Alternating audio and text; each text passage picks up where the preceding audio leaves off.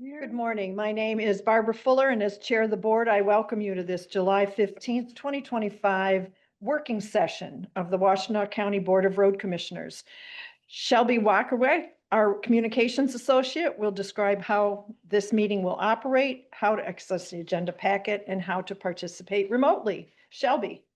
There are multiple ways to make public comment during today's working session, whether you are joining us in person or virtually. If you are here in person and would like to make public comment, please fill out the sign-in sheet now.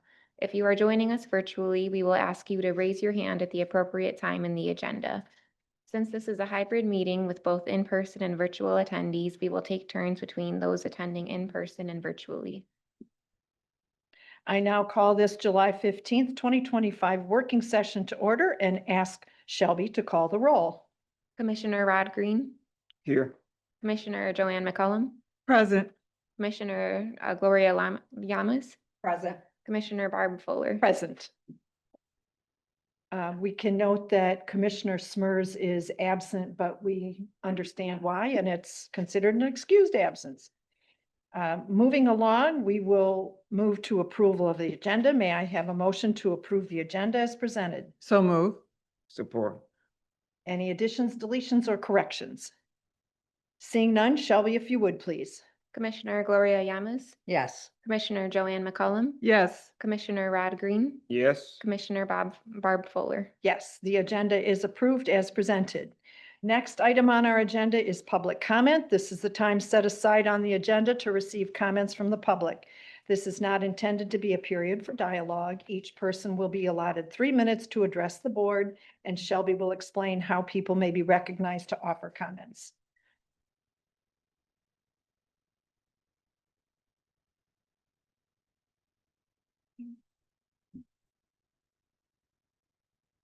I think. Anyone for public comment? No, we do not, Chair Fuller. All right, we will move along. This is our big working session where we review the budget in the second quarter.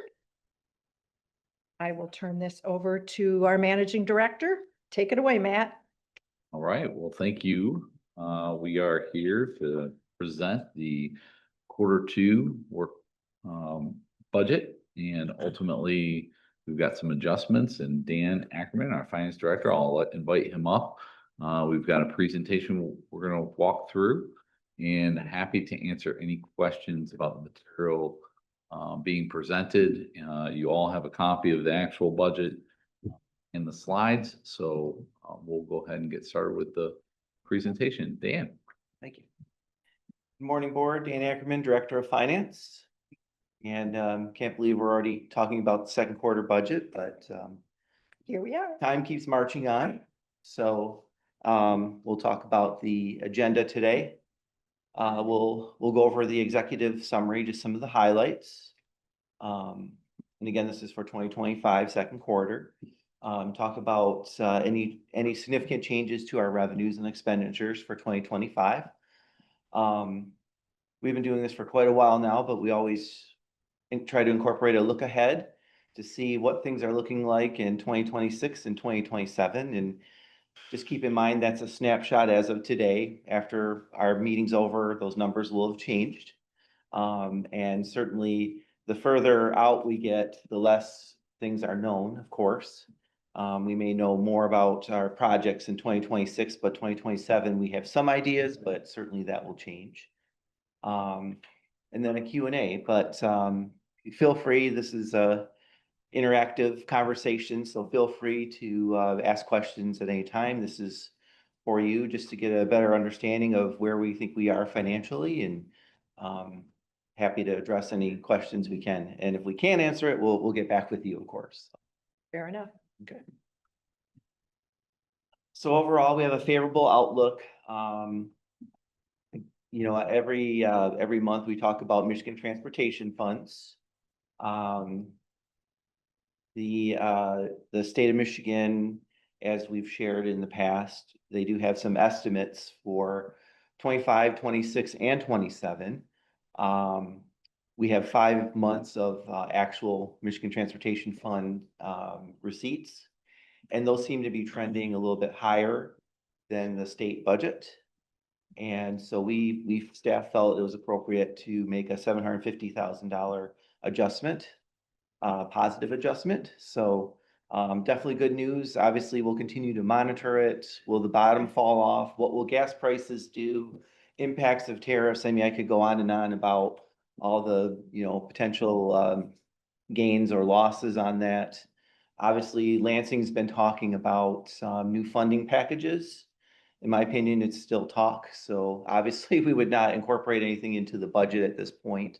But certainly, we're aware of it and we can make adjustments when we talk about year-end budgets. So certainly, Michigan Transportation Funds are very important. So I don't know if the board has any questions about why we're making an adjustment or where the numbers are, but just want to see if you had any other comments or questions on that. Commissioner Yamas? So the Michigan Transportation Fund, is that the refund we're getting for the workers' comp from CRA? Is that gonna appear someplace different? That's someplace different. This is the gas tax license and registration fees. Okay. Mhm. Thanks. Yeah. And this is the report that's often in the board packet, where we see our monthly receipts. Last page, Last right, page. exactly.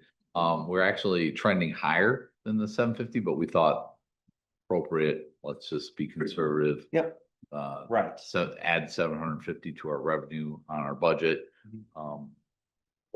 Hopeful that it would be more, but we thought at this time, this is an appropriate adjustment. Kind of talked about that first quarter, this was a potential, and given the last couple of months, we think it's very appropriate. And we'll see what happens on Friday with the federal government's rescission bill for them to claw back money that's already been approved for a couple of programs. Okay, yep. Also looking at our state trunk line maintenance contract, and we did go through an audit, and I'll talk about this in a moment, but Right. we thought we could make an adjustment there. Adam and his team are doing an outstanding job working with our townships, and so some good news there as far as some increased work and partnerships with the townships, which is great. And as always, in the second quarter in particular, we have a lot of adjustments to our primary and local road projects. In the budget narrative, anything that's highlighted in yellow are changes, either additions or we've added some projects. There's been a lot of changes to projects that you've seen. But anyway, so anything that's highlighted in yellow would represent a change for those in the appendices. All right, so let's talk 2025 revenues. So it's not a typo, that is a 2020 audit adjustment. The state of Michigan is a little bit behind with their audits. The 2020 audit probably took over a year for them to accomplish. They've been telling me there's been staffing level changes and challenges, and so somebody starts the audit with me and then they maybe get a promotion, maybe decide to leave and start working with another person, and they have to kind of get up to speed. Anyway, so we finally made it through, and the adjustment was a positive $276,000. And a majority of that is related to our equipment. If you recall, MDOT participates in depreciation of our equipment. Any new equipment we attempt to put on the trunk line roads as much as possible to get full participation from them. And certainly it worked in our favor here with the 276,000. Now, all of that isn't related to equipment. About 250 is related to equipment. But certainly we're happy to take that. So I did express my displeasure with the state of Michigan and their lack of timeliness with the trunk line audits. The further I have to go back, the more difficult it is. They'll say, why did you have this posting in March of 2020? And my first reaction is, I don't know. I mean, I barely know what I did last week. And you're asking, 4 or 5 years ago, why we had a certain posting. But we keep good records and we have all that history. Just sometimes it takes a little more time. So I respectfully asked if they could, try and move up the timetables for things. And actually, I'm delighted that the 2021 audit was completed within a month. And there's going to be another positive adjustment, but I kind of want to wait until we have money on hand, but that would be another favorable adjustment we'll be able to make for our budget. So hopefully they can continue the momentum. I guess they finally have filled some of the key positions with staff and made some hires. And so I also made sure to tell them I appreciated how quickly they got through the 2021 audit. Commissioner McCollum. Yes, isn't there a time frame of how far back you could go for an audit before it's really usable? Because Like a it's- statute of limitation? Yeah. Apparently not as it relates to the state trunk line audit.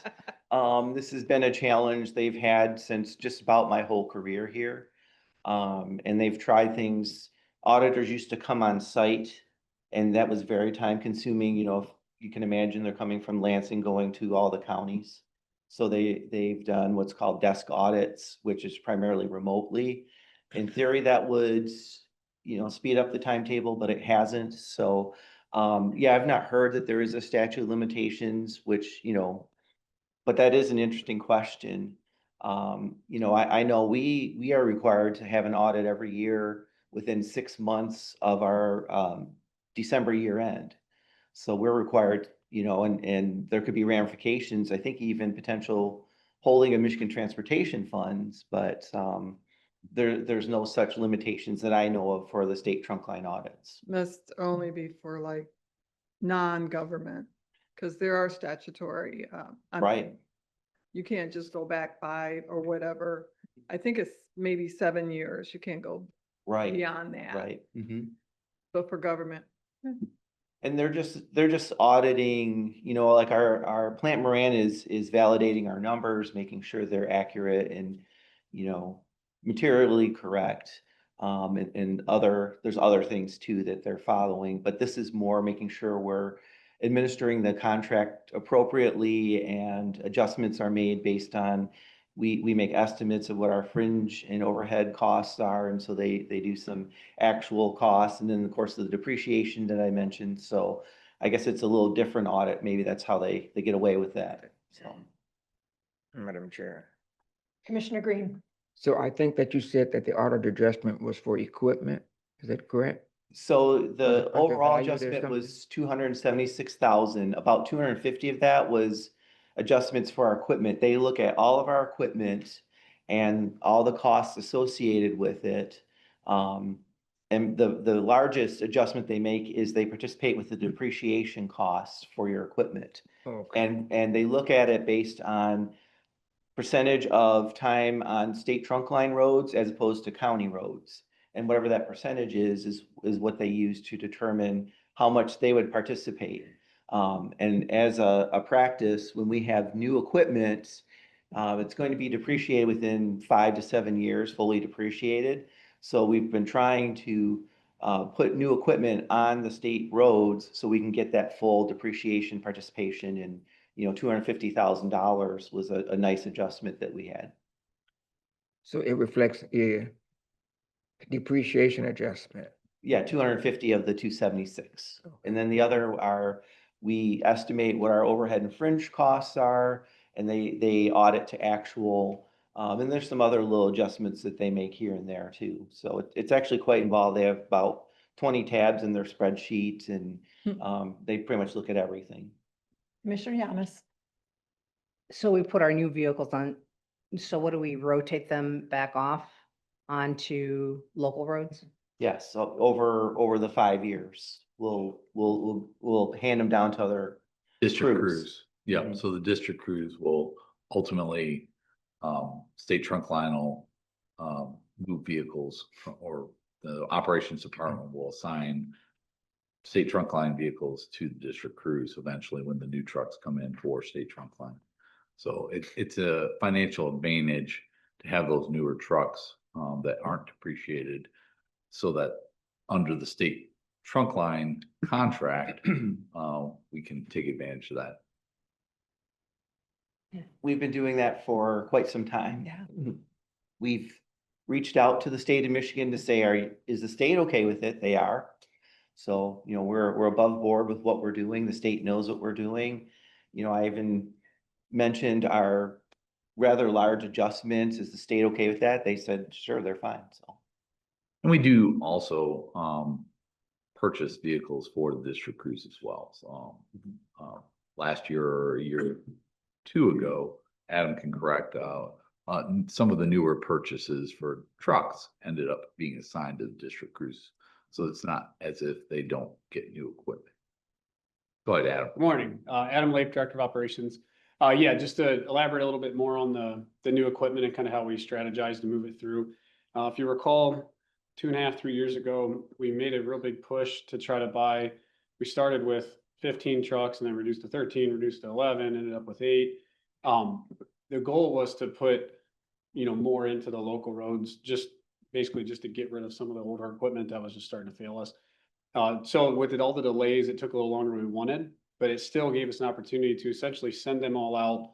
And we sent them to work on state trunk lines in the outside yards as well. So most of our outside yards have 1 to 2. Some of the bigger yards out of District 2 have 3 or so state trunk line routes. So ideally, the life of a new truck comes here, works off the state trunk line crew. It'll work 1 or 2 years and then get pushed out while it's basically brand new still. Then it'll work on a trunk line at a district yard to give them an influx of new equipment. And then obviously then we get another crop, pushes again, another set of trucks out, and it's been 5 here lately. So another 5 trucks come into the fleet. And so then you're getting a truck 3.5, 4 years old going out to do, you know, primary roads. So North Territorial, for example, that would be its route now. So basically still a new truck. We just do that to really exercise the opportunity for Dan to reclaim some of that funding that helps us in the long run to purchase equipment at a later date. So, Thank you, Adam. okay. All set? Thank you. And just one other thing to mention on that. So the amount of the equipment adjustment, we actually put as a designation of our fund balance.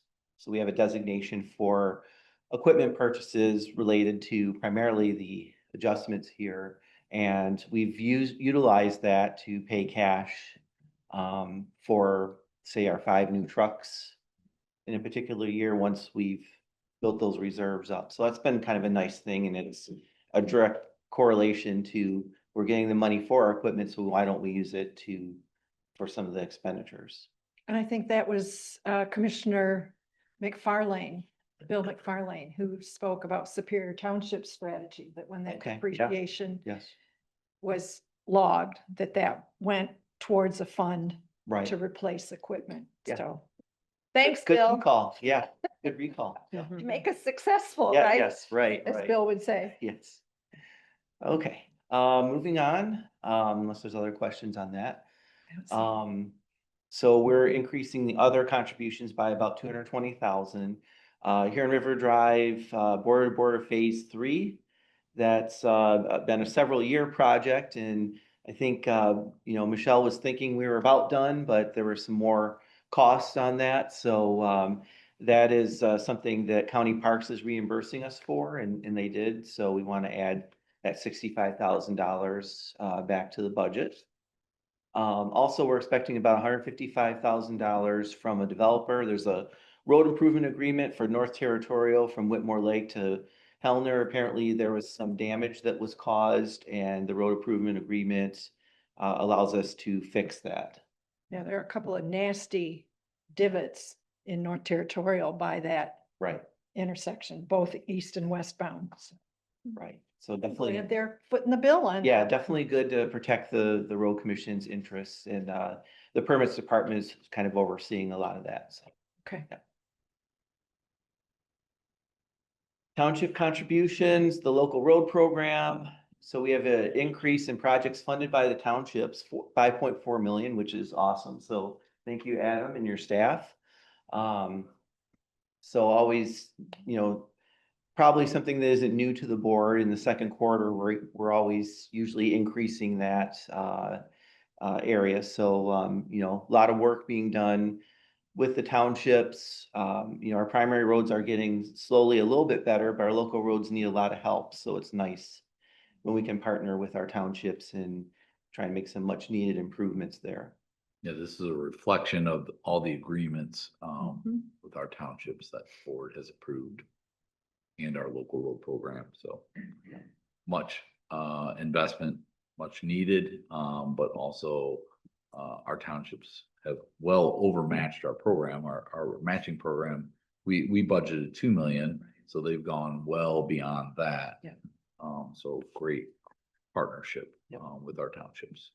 And I think that's a tribute to you and your staff, everybody who's out there in the field, establishing relationships with the townships. Thank you. I mean, Particular It's come, Norman, yeah, it's come a long way. absolutely.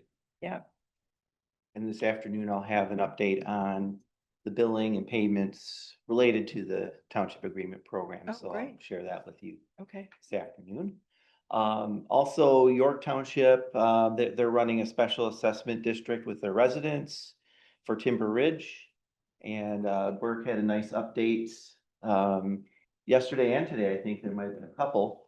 And it sounds like that's gonna happen September, October-ish, we hope. Yep, depending on the contractor, of course, but You may recall this Timber Ridge was a special assessment district where they petitioned the road commission a few years ago. Fruit wasn't ripe, so to speak, and ultimately we got a counter petition to stop it, and we did. And That was now. by the resident. By the did resident, That. right? So, Very, very, regimented process in the law, and they have that ability to stop a petition. After a few years, the residents brought it back. This time, they petitioned the township to administer the special assessment district, which we were, appreciative of. And now we just entered into an agreement because they got through the process this time all the way. And we entered into agreement with York Township to do the work. They're still administering the special assessment district. So it is now moving forward. So hopefully this fall we'll have time with the contractor to move it along. And Aaron Burkholz has something to add. Yeah, just one other note. Aaron Burkholz, Assistant Director of Engineering. Good morning. So as Matt mentioned, this had previously come to the Road Commission Yep. as a Public Act 246 Special Assessment District. That did not completely move through the process. It did not realize eventual construction, but credit to York Township. They actually, in their most recent budget, I'll say their budget for 2025, identified funding as like, I'll call it seed money for residents in subdivisions that have public roads. They presented the opportunity to say, we will contribute some portion out of this budget for county road improvements if you choose to pursue this. So it at least helps support the residents. Again, I really appreciate that action by York Township, and similar to Ann Arbor Township. Credit to them as well, because we recently worked on a couple of Public Act 188 special assessments with them. And in similar fashion, Ann Arbor Township identified budget funding to help assist these residents and offset at least some of the cost of doing the work. And that's one advantage of a township running the special assessment district. They can offer these incentives or contributions from Interesting. their own funds to offset some of the costs. I didn't So- know Ann Arbor Township was doing that as well. Yeah, so a few years ago, it was Duvarn Court. We entered into an agreement for paving of Duvarn, and that was a special assessment run by the township. in And Ann they Arbor. added some incentive. They did, yes. Do they go by a percentage? I mean, or they say, we'll give you $500? Each for-" township does it a little different, Yeah, okay, depending on their budget year. yep. I would imagine what they can allocate on Mhm. how many projects come forward. Interesting. Anyway, thank you. Thanks, Dan. Go ahead. And just a reminder for the board that this is really a pass-through project, meaning, we spend 100,000 and we get reimbursed 100,000, so minimal impact to our budget on it. But we do the work. But we do the work, and we need to acknowledge both the revenues and expenditures. Okay, so talk 2025 expenditures. Lots changes with our road projects. Cumulatively, it's adding about 6.9 million to our expenditures. Again, there's a lot of offsets with revenues that we've kind of talked about already. Just want to highlight a few things. I'll start with everybody's favorite, Maple Road, Foster Bridge.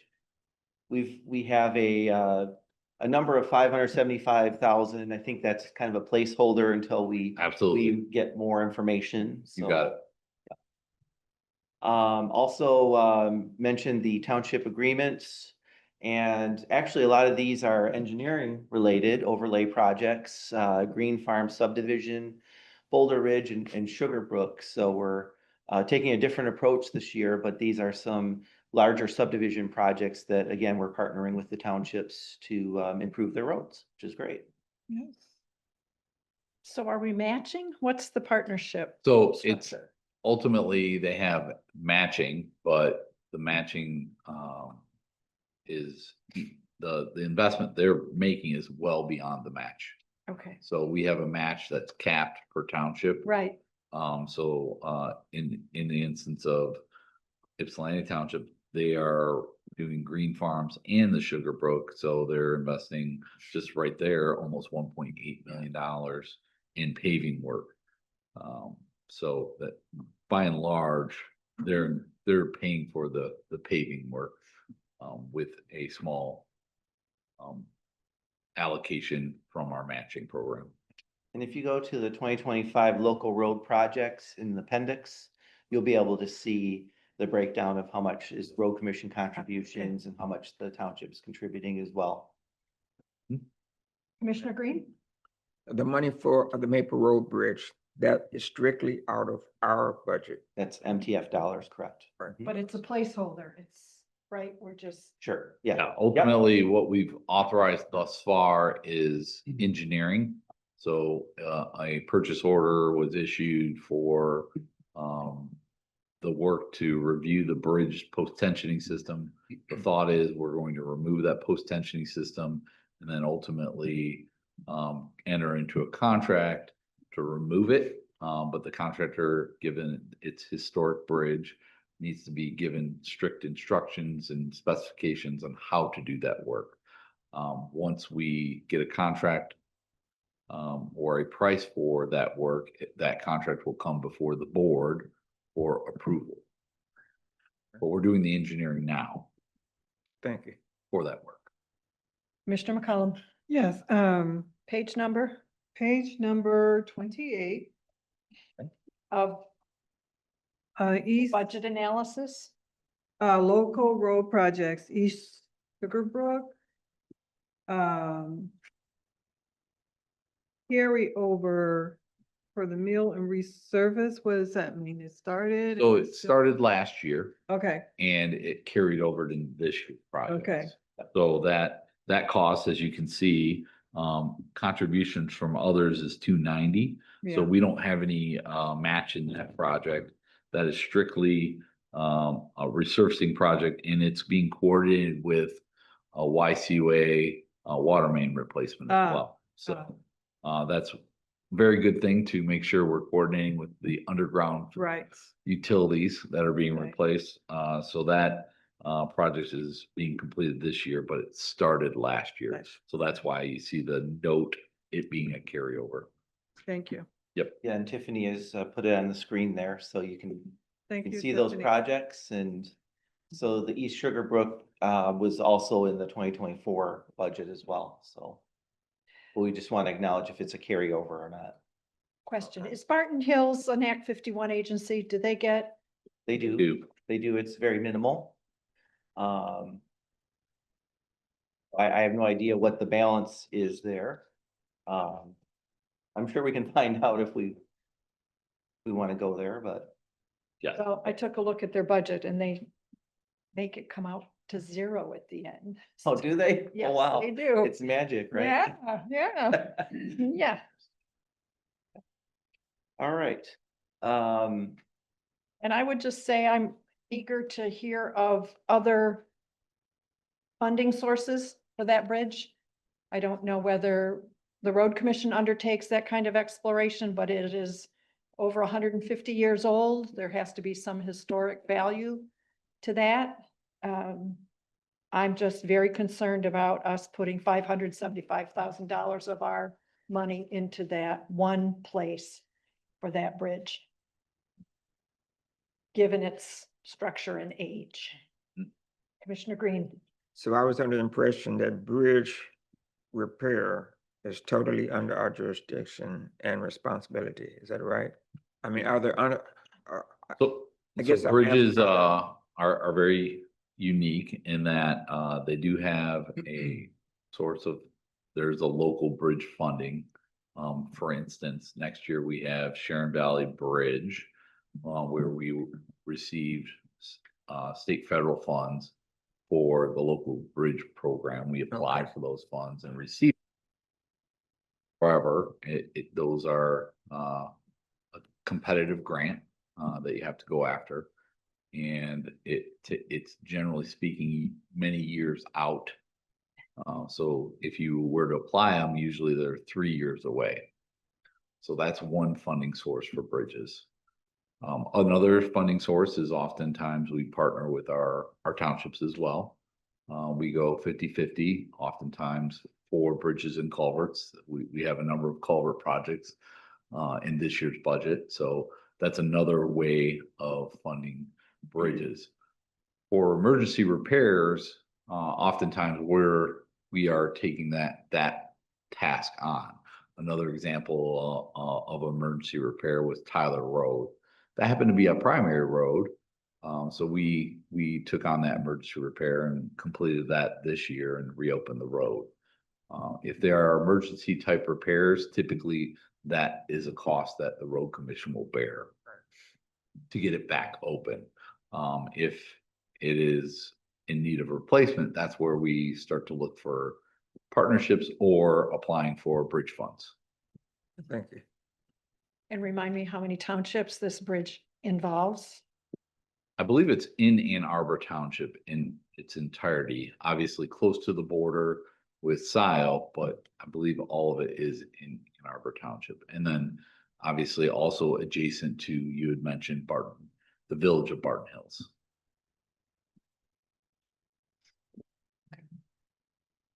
All right, so a couple other projects we want to talk about. Timber Ridge, we've mentioned the revenue side, but also we need to increase the expenditure side. Liberty Road between Zeeb and Scioto Ridge, to increase the cost for that by about $150,000. And then Bemis Road between Stony Creek Road and Hitchingham, we need to increase the cost for that by about $315,000.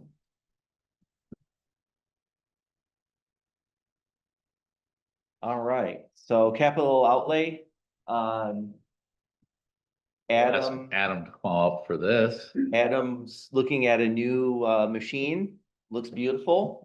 So I guess he's gonna give us a little more information on it. Yeah, thank you, Dan. Adam Lake, Director of Operations. So what you're seeing there is a mower max, and reason for this is you all know we have boom mowers. Currently, they're a New Holland cab and chassis, so basically they're an agricultural tractor with a boom basically attached to the mower deck. Not the prettiest cut that we want to be able to achieve. So we try to pick and choose how we trim with them and be as manicured as fine as we can, but nonetheless, they don't grind everything up and process it as we'd like it to. So the Mower Max company, excuse me, we've been watching them for the better part of 6 years or so, maybe even 7. Initially, they were kind of getting themselves up off the ground, building their units in Florida, and then kind of getting them distributed throughout the country. We let them go for a few years. This is kind of their second or third version of this unit. Essentially, it's a quad steer, and so what that is 4-wheel steer. And then obviously now you can see there's multiple attachments you can use off of these units. So you have the mowing unit, which is kind of the boom arm you see there. And then what we're going to spec is that head right there, what's referred to as a FECON head. What that is a drum. It's a spinning drum. So what it does is process things that we're mowing, down to finer chips. And you can process things right down to the ground with less material being shot out to the sides and having to try to contain that. it only spins one direction, so you're just processing as you're moving it forward and back. So you can kind of work that material down, so it looks more like mulch when you're finished. Then in the middle of the unit, in between the two front tires, you see right there is a blower attachment, which we'll get one of those as well. But what our units will come with, right now, we're just gonna buy one, obviously, but what the units will come with as well is a grappling bucket. And what that is essentially, it looks like a bucket you'd scoop dirt with, but it has little forks and tines instead of like a solid bottom. And that's for when they're mowing debris, they can grab it with actually like a claw and then carry it somewhere and then put it off to the side and then process it down with the front part of the unit. So basically you can pick up any debris or sticks or something that lays in front of them, and they can move it down the road and process it where they have space to do that, and not in a front yard, in a side yard, or an intersection. They can just slide it down the road, process it, and then move on. We do have another few options we're gonna get with it. There's a dozer blade that you can attach to them. So our main thing and our focus is having these blowers because we can probably use it on some other projects as well. And then they'll be able to clean up as they go. We may mount some of it to the back of them. There's a ton of options with this. So what it does is perfect kind of what we try to do with our boom mowers, which obviously we're running them to their limit. And so we need to start looking to find newer units, a little bit more developed. This is made specifically to mow for us. And so it's a little easier for the operator to use, a little better vision. And then it has four-wheel steer and just quite a few tools that'll help the operator. So we're excited to the point that they made themselves to this version. We've actually demoed it here as a group. So all our operators have been able to run this.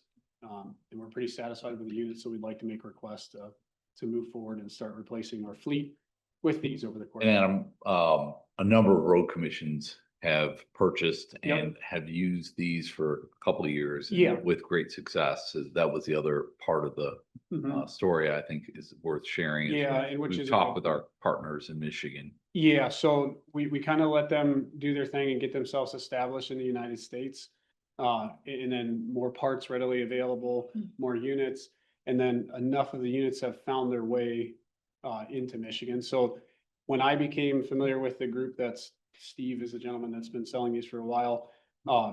It was at our superintendent's association when I was still superintendent. I had him for some of the shows, and it slowly started picking up 1 unit here, 2 unit, 3 units. And to the point now where I think some counties have bought 3, 4, 5 at once, and are running them essentially kind of all surrounding us. So we're now to the point where we can get parts easier. And because we'll have a large fleet by the time we're done, we'll have anywhere between 6 and 8 of these things at some point.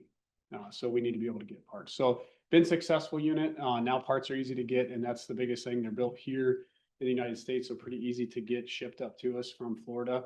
And the company to this point has been very, very flexible and helped us. We've demoed twice with them. The first time we demoed, they actually trailered a unit from Florida to us over like a day and a half and gave us a couple hours to work with it. And then this year we actually mowed with it for a long time for the newer version. So it's been a good. For our roadside vegetation, we're not going to go back to mowing. We still will do contract mowing. This is more for the heavy. Yeah, we use the term mowing, but it's really for the brush work that we do, for clear vision, for kind of going beyond that 5 or 8 feet that we get with our mowing contract, and then up in the air. Our mowing contract is essentially set to just mow on the ground. So that's truly mowing. This is kind of trimming the brush back and mowing the brush back. I have. Commissioner McCollum. Oh, yes, Adam, so I looked this up because I like machines. That's all right. So they have which is a fantastic machine. They have like Mower Max Gen 4 boom mower deck. Is that different, or is that a different attachment? Because that was like so clean how Yeah. that worked. And I know people will really like that cut. So the Gen 4 is the physical power unit. So the unit with the wheels, that's the Gen 4 that they've made it to. So that's that second version of kind of this unit. Why they call it Gen 4, I think it's some of the internals that they have. Right. Their generations. Right. The boom is the boom, then the mower portion, the mower deck. Mhm. We'll also have a deck available. We're going to buy one to just have staged here that we can use throughout the county. Example would be, let's say we build a roundabout and there's say the southwest corner of a roundabout has kind of a grass area and it starts to grow, you know, our contract's only gonna mow a little bit of it. That's where you take something like this mower and you'd mow the grass. But if it went, let's say there were trees and brush, you'd use this Fecon head, which will come on all the units, because then we can process it down better, because most of the time these units are going out, they're mowing thick brushy vegetation, trying to gain back the guardrail, the intersections, just like I say, just taking it kind of a step further back than what normal grass mowing can do. And this would be advantageous because our current mowers are that deck. And what we get complaints about is the carnage that is left Right, with the torn right. brush or branches. This is more clean, it mulches it. So Right. the idea is that we start replacing the fleet of our roadside boom mowers with mower maxes so that we get a cleaner Right. A little more modern. look. Yes. Yeah, it's just a little bit more modernized, the science is developed. And it's got more versatility as well as Now Adam that they've built pointed out. versatility, and when they first were built, they didn't have that option, and so it was quite a bit of money for just a unit, and so we gave them a few years and things moved slow, but development. So I saw the one go up to the trees too, like it did. This the- will, it- yeah, so Yeah, this- so do both, okay. Yeah, so this is an aerial unit, that boom will take it all over. We're only gonna have about 20 foot of reach. You can even get larger if you want, but we don't want too much because we don't wanna get, Right. kind of show my elbow, but you can only pull that arm back and articulate it so tight to the unit, and then you start taking up space in the road. Right, So we may actually even buy a smaller version for some of the outside yards, if they want something smaller to go on their more narrow roads, or maybe have one of those units and just send that out as they need it, and then have the bigger units for most of our typical mowing or typical brush work.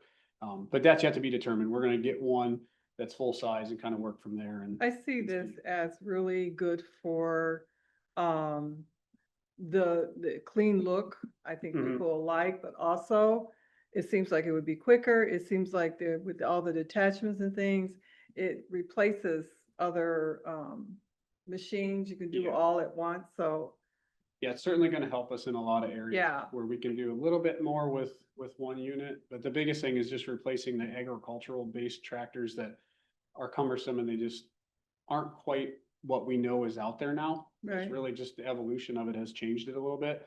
So now we're just gonna capitalize on having that opportunity. I know when we had in, my neighborhood, when they had cut that, on Wire Road, Yeah, it was used with the old machine and people did not like that. right, yeah, and we face that often, you know, it's with a rotary deck like that, there's kind of like if you cup your hand, a little table in the bottom that lets it slide up over stuff, so the blades just kind of hit it as it go around, and so it'll shred sometimes if it's green, if it's like live, you know, branches.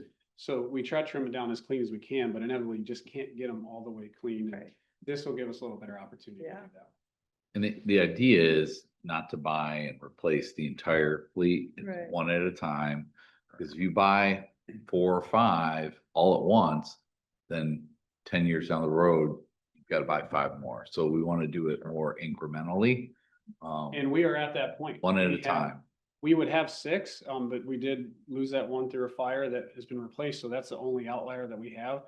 We have 5 that are aging and costing us a fortune to keep on the road, and even if we can keep them on the road, because now you have all of them both at the same time. So that's the same reason why we typically only want to buy 5 dump trucks, 1 or 2 loaders, 1 or 2 graders, because you don't want the fleet to reach. All age end of out at the life. same time. Yeah, Asset management plan for our equipment. it's Right, 100%. exactly. Our 1-ton dump trucks, our small pickup truck size dump trucks, same thing. Bought, Oh, not at all. we had 6 of those and now they're all decrepit and now we're trying to like one at a time bring that back. So yeah, asset management at its finest, just with wheels instead of. Yeah. rubber. Commissioner Green. What is the life expectancy of this big, beautiful one? machine? We'll probably be able to get at least 6 to 8 years out of them. Okay. So, you know, you're gonna get a few thousand hours. We always used to say 10,000 hours, but with our equipment that articulates and has a lot of vibration through it, same thing as like our graders and our loaders, we're trying to reduce that down closer to 6,000 to 8,000 hours. Because when we auction them off or trade them back in, we're finding that we're getting more money for that, so we can exchange that for something else. We used to run things all the way to extent, and then you'd profit nothing to help us into other purchases. And what are the man pan? What, what are the manpower hours to train somebody to use this? These will be relatively simple, just in the aspect of it's easier to see.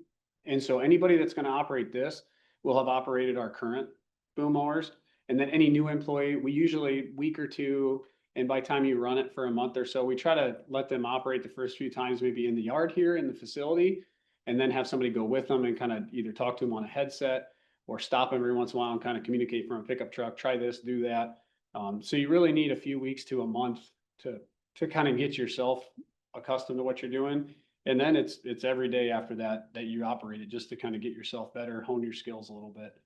But we have probably 10 or 15 people that are confident that I, trust that could either train a person or run something brand new like this. And they showed it. I mean, it didn't take them but 10 minutes with their experience to hop in the new one and have at it. And they were doing good work with it. So I think you give somebody a unit for a month, they're gonna be perfectly proficient. Thank you. Okay. Mhm. Anything else? No? Thank you, Adam. Well, definitely exciting that we can support the operations department and their just being more innovative and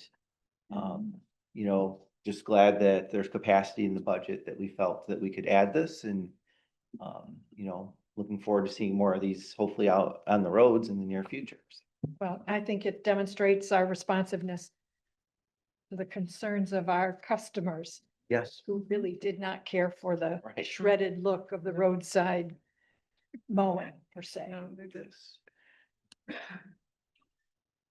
Okay, so summarizing the 2025 Q2 budget. So really, it's almost a wash or no impact from what the board saw in the first quarter with the bottom line. So our deficit spending actually is going from 7.5 million to 7.3.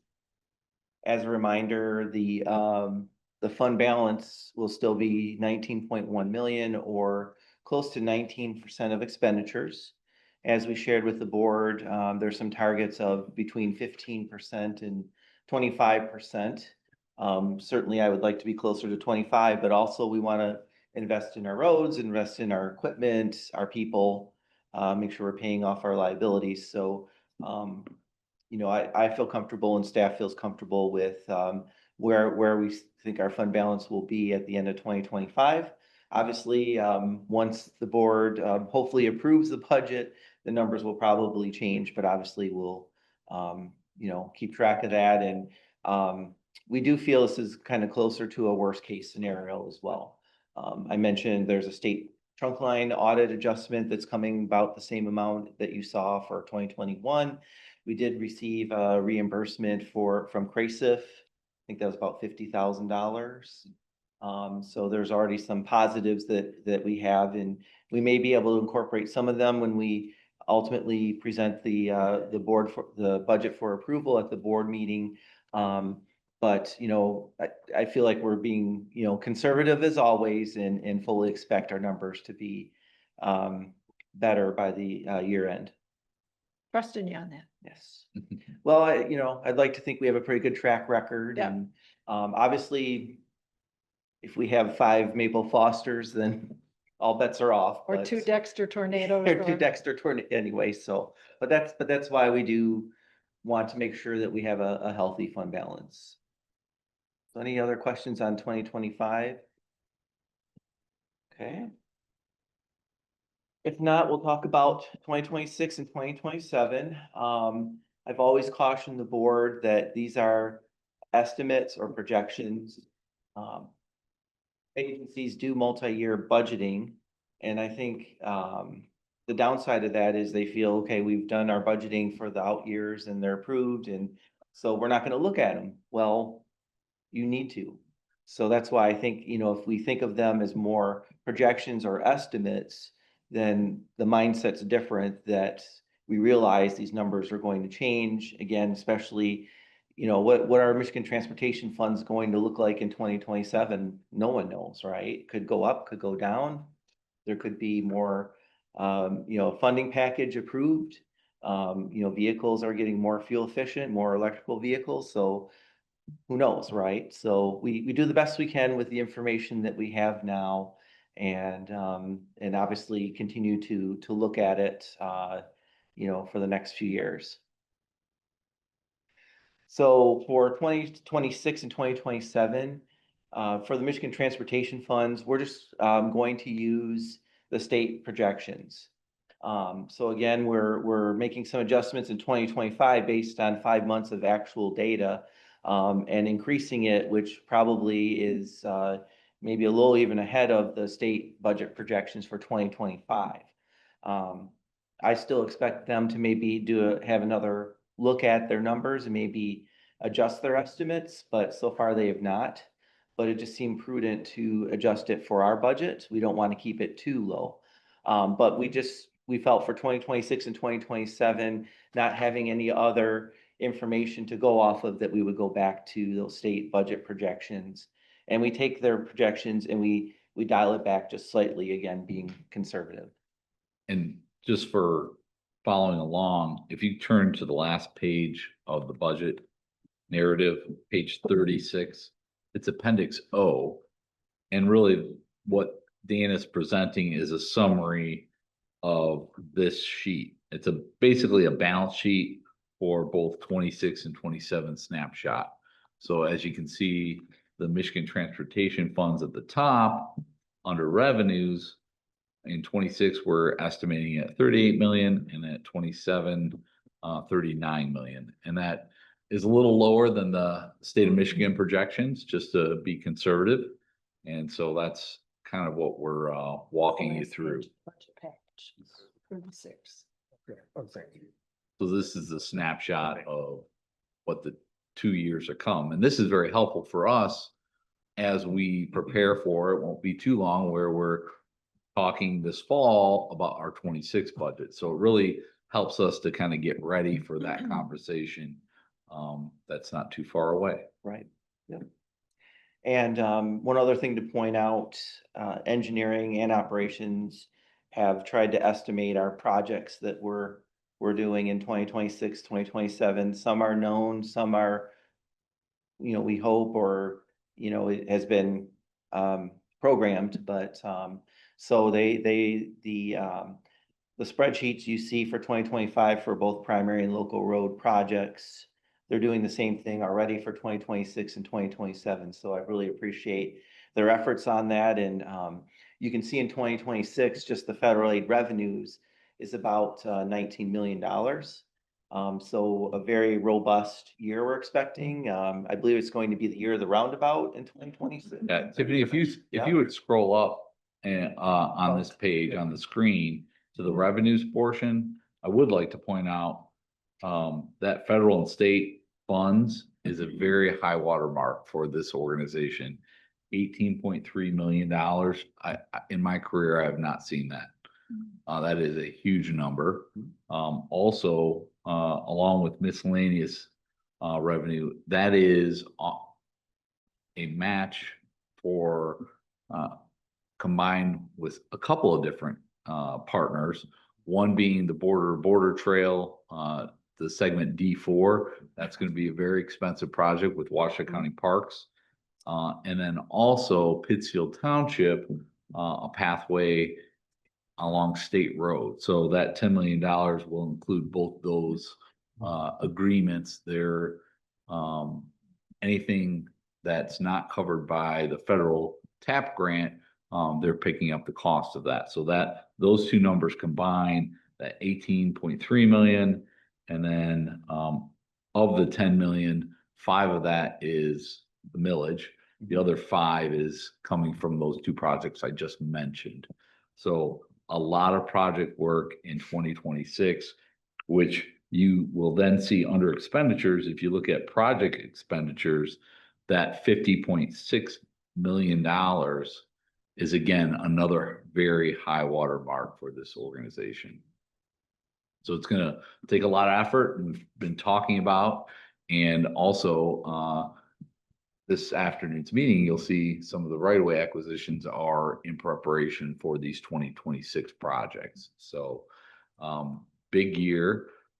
with those expenditures, we are gonna be spending down the fund balance in order to take advantage of those federal and state project awards, because there's a local match component to that. So really exciting with all this work, in particular in 2026. 2027 is certainly less than 26, but again, you know, that's 2 years away. So I'm sure there'll be other projects in there as well. It's just, again, what do we know now and what do we feel comfortable adding? So going back to the budget. So obviously, we have our county millage projects included in both years, as Matt mentioned, which is great. And we are definitely very appreciative that we can continue to accomplish about $5 million of much needed work with the millage dollars. We go back to traditional numbers for our local road program, $4 million, of which the township contributes to. Again, it's been our track record that at least doubles from year to year with the township's contributions. But again, conservatively, we'll just go back to our baseline numbers. We do have inflationary factors included with all the departmental budgets for wages, materials, fuel. You know, again, using just kind of our history and what the trends are. And, you know, we usually use about 3 to 4% increase each year. Again, we feel that's a reasonable number, but also, again, conservative. Sorry, I say that a lot, but I just try to drill that point home. You know, the wage budgets are based on, you know, 100% staffing levels. And, you know, in my career here, I can't really think of a time that we've been fully staffed in all areas of the organization. So obviously, if you're using a wage budget, assuming, you know, full FTEs, you know, and you're not fully staffed, then obviously the actual numbers would come in a little bit lower. So hopefully that makes sense. But you know, we've done this traditionally for several years now, and it seems to work fairly well. We don't want to be too conservative, but I think, you know, our approach has been pretty solid. I think, Dan, it represents kind of the worst case scenario. Correct. These look ahead, because we are making very modest assumptions on revenues, but more conservative assumptions on expenditures. Right. So this does represent kind of a worst case if all things were to play out this way. So it is a forecast. Yep. So we're also assuming, obviously, making all of our pension and OPEB payments. We want to continue to do so. But we're not including any extra payments at this time. And again, you know, looking at where our bottom line is, you know, sometimes we have to make those decisions. Those are extra payments. They're not required. And again, our track record has been, if we've not been able to include it in the initial budgets, usually by first or second quarter, we feel like we are in a better shape to add that. So, you know, hopefully that will be the case, assuming, again, I always say I don't like surprises. So assuming there's no big surprises. We also lowered the capital road equipment budget slightly, not a lot. It's still, I think, about $4 million each year. And the goal, again, is to buy the 5 heavy trucks per year to just kind of keep that rotation going. So for 2026, we do have a deficit spending programmed of about 7.3 million. In 2027, that would be a little over 3 million. So then our fund balance at the end of 2027 would be about 8.6 million. Again, we feel this is closer to a worst case scenario. This is assuming, you know, in particular 2026, the robust project levels that we're going to be handling, you know, the equipment that we want to purchase, inflationary factors.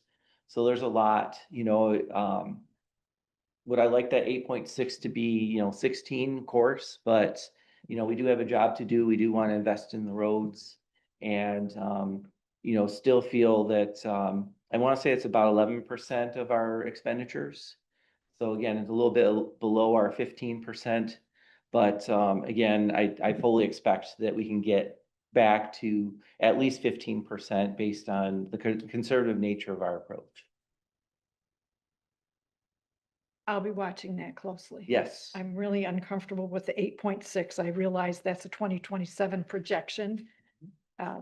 But we had conversationally talked about a $10 million floor on our fund balance, so just, I'll watch. Yeah, And I and- know you are prudent and careful. Yes, and I appreciate what you said, Commissioner Fuller.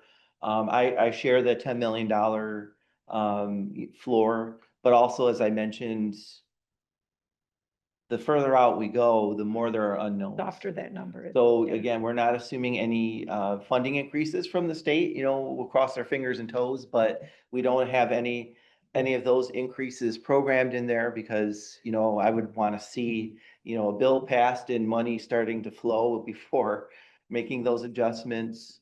Right. There's just a lot of things that we don't know. So, that's why in 8.6 million, I'm not too concerned about. There were discussions about, there were some things that we felt we couldn't include in the budget again. So instead of 8.6, we didn't want to show the board $4 million fund balance. So there were definitely some tough decisions we had to make. Right. But staff felt comfortable sharing the 8.6 million. At the end of 2027, again, monitoring closely, and if all our numbers are exact for 2025 and 2026, maybe we would have to revisit 2027 again. But as you know, usually we end up in a little better financial situation year after year. Yeah, and we'll also point out on page 36, you'll see at the end of 26, our projected fund balance at the end of 26 would be 11.7, which is a good place to be, given the enormous workload that we're looking to accomplish in 26. So that is good, as we will be rolling this 26 budget into an actual budget rather than a projection. That's a good place to be. And hopefully, as Dan indicated, we'll fare better. Oftentimes our township agreements also will help us a lot out because our crews are essentially performing the work that we had anticipated their wages being covered by our own budget. So sometimes we'll see a turnaround there as well. That really helps our year-end numbers turn out a little better than expected. Right. So all in all, I feel like we're in a very good place, but keep a watchful eye on that fund balance app. And I don't know if there's any other questions that the board has. I don't see any. I would like to acknowledge both engineering and operations, the team efforts, and they're doing most of the heavy lifting, especially again with determining what projects we're doing for the next few years. And I feel like we have a good process in place, and we have good conversations, and we make some tough decisions, but I think collectively we work really well together. So definitely appreciate all their time and efforts. And Tiffany, she puts all this together, so I appreciate working with her, and it's a heavy lift to get all these documents to you, but she does a great job, and I'm really proud of all the changes we've made with our budget documents through the years. So I'd just like to add the whole asset management plan with the equipment. I distinctly remember Jim Harmon's PowerPoint presentation where we were all like, stop, we get it, Jim, we get it. But Right. we're living the results of that, right? We don't have a big lump in the snake that suddenly crashes our budget because we have all this equipment right. that we have to replace. We're Yes. doing it incrementally in a planful way, so, In a consistent yep, level of investment. That's the key is consistent over years. yep. Not just one big year and then taper off. I think that consistent level is really, and this board has done an excellent job of supporting that mind. Yes, Nice work, Dan. thank you. Everybody, thank you. Yes, thank you. Thank you. Any other final questions on the budget or concerns you want to express now? And I guess, I'm sorry if I may, Okay. so usually I put next steps in there, but I did not. So the 'Cause you're next. done. Yeah, Yeah, see? right, we're done. See you.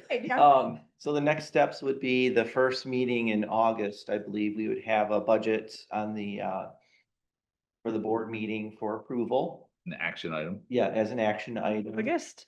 Yes, the first meeting in August, yeah. And I did, my apologies, I didn't mention, so some of the actual numbers are estimates at this point. I have not closed the books through June, so those might change slightly. I don't see that impacting any adjustments that we're proposing. But there could be other things that, you know, again, if this trunk line audit, if those funds are received, may include that. There could be other things if we omitted something or whatever the case may be, but we would make sure to communicate that to the board. Again, so if there's any changes from the adjustments that we are proposing now, we will cover that with you at the board meeting, just to make sure that you have that awareness. Thanks. Anything else? Anything from the peanut gallery? Okay. Like we're all set. Okay, all right. Thank you. Thank you, If Dan. there is nothing further for this working session, I will entertain a motion to adjourn. So moved. Support. Shelby, if you would please call the roll. Commissioner Yamas, Yes. Commissioner Joanne McCollum, Yes, sorry. Commissioner Rod Green, Yes. Commissioner Barb Fuller. Yes, working session is adjourned at 10:06. We will see everybody back here at 1 o'clock. Thank you.